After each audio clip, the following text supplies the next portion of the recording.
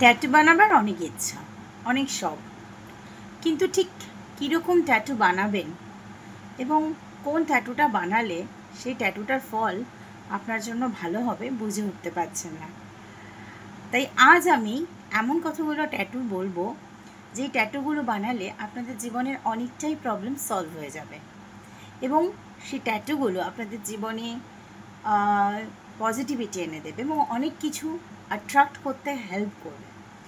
চলুন তাহলে দেখে নিই কী সেই ট্যাটুগুলো যেগুলো ব্যবহার করলে আপনি জীবনে কী কী অ্যাট্রাক্ট করতে পারবেন।